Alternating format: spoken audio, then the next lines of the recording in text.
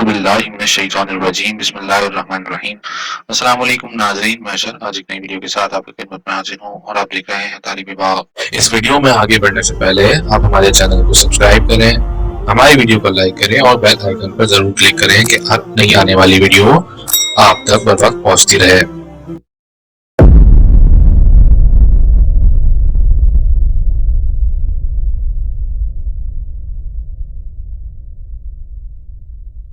دوستوں، حضور اکرم صلی اللہ علیہ وآلہ وسلم نے صحابہ کرام کو وقتاً فوقتاً قیامت کی ہولناکیوں کے بارے میں آگاہ کیا ہے۔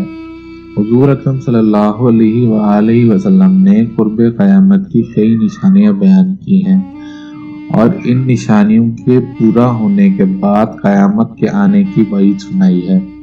حضرت حذیفہ رضی اللہ تعالی عنہ سے روایت ہے کہ حضور اکرم صلی اللہ علیہ وآلہ وسلم نے فرمایا، 72 چیزیں قرب قیامت کی علامت ہیں۔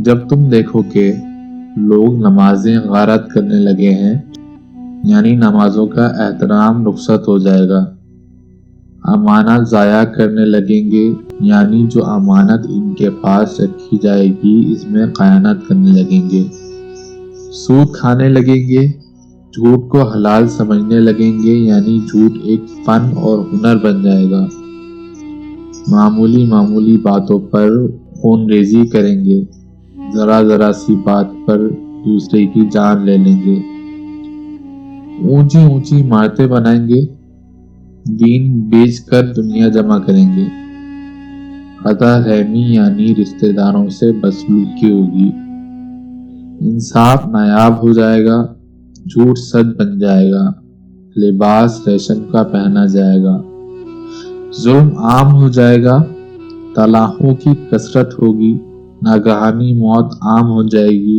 یعنی ایسی موت جس کا پہلے سے پتہ نہیں ہوگا، امانت دار کو خائن سمجھا جائے گا، یعنی امانت دار پر تہمت لگائی جائے گی کہ یہ خیانتی ہے، جھوٹے انسان کو سچا سمجھا جائے گا، سچے انسان کو جھوٹا سمجھا جائے گا، تہمت درازی عام ہوگی، یعنی لوگ دوسروں پر جھوٹی تہمتیں لگائیں گے، بارش کے باوجود گرمی ہوگی، لوگ اولاد کی خواہش کرنے کے بجائے اولاد سے کراہت محسوس کریں گے، یعنی لوگ یہ دعا کرنے لگیں گے کہ اولاد نہ ہو، کمینے لوگ عیش و عشرت کی زندگی بسر کریں گے، شریفوں کا ناک میں دم ہو جائے گا، یعنی شریف لوگ شرابت لے کر بیٹھیں گے تو دنیا سے کٹ جائیں گے،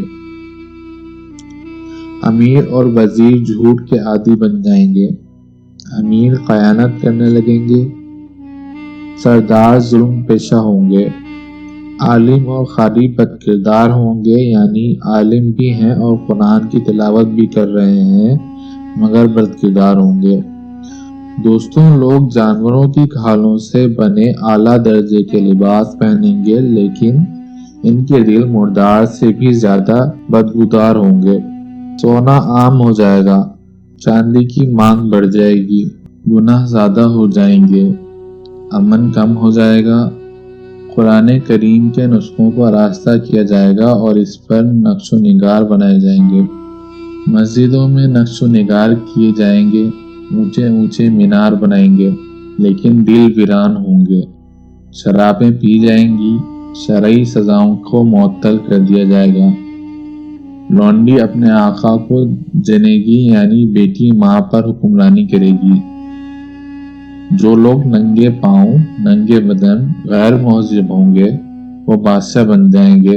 دوستوں، تجارت میں عورت مرد کے ساتھ شرکت کرے گی، جیسا کہ آج کل ہو رہا ہے، مرد عورتوں کی نخالی کریں گے، عورتیں مردوں کی نخالی کریں گی، یعنی مرد عورتوں جیسا حلیہ بنائیں گے اور عورتیں مردوں جیسا حلیہ بنائیں گی، غیر اللہ کی قسمیں کھائی جائیں گی، یعنی قسم تو صرف اللہ یا اللہ کی صدق کی کھانا جائز ہے، دوسری چیزوں کی قسم کھانا حرام ہے، مسلمان بھی بغیر کہے جھوٹی گواہی دینے کو تیار ہو جائیں گے، صرف جان پہچان کے لوگوں کو سلام کیا جائے گا، حالانکہ حضور اکرم صلی اللہ علیہ وآلہ وسلم کا فرمان ہے کہ جس کو تم جانتے ہو اس کو بھی سلام کہو اور جس کو تم نہیں جانتے اس کو بھی سلام کرو۔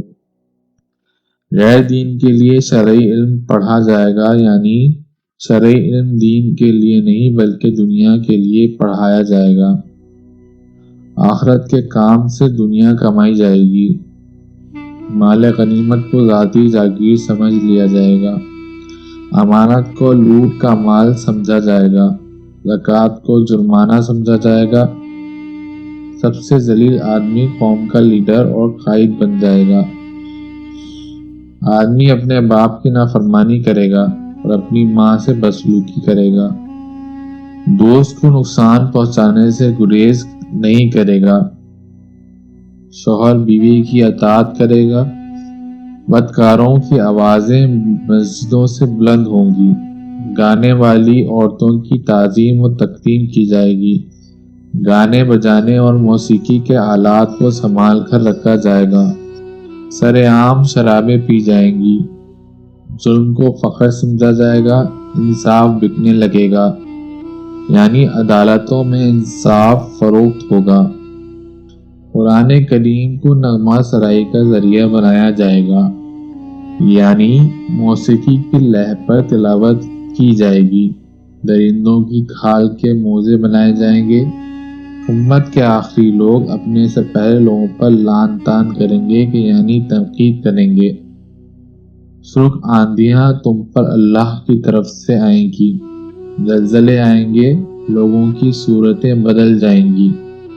آسمان سے پتھر برسیں گے، اللہ کی طرف سے کوئی عذاب آ جائے گا۔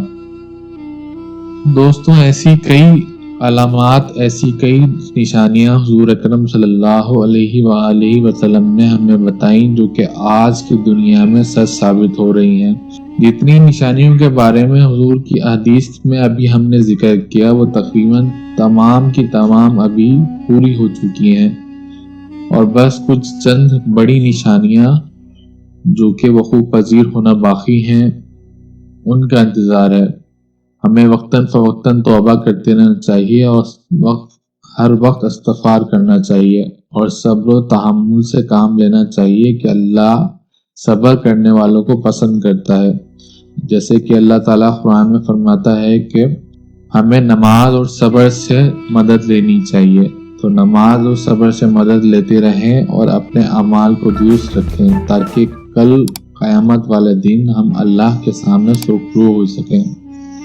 اب تک کے لیے اتنا ہی۔ اپنے میزبان اثر علی کو اجازت دیں۔ السلام علیکم ورحمۃ اللہ۔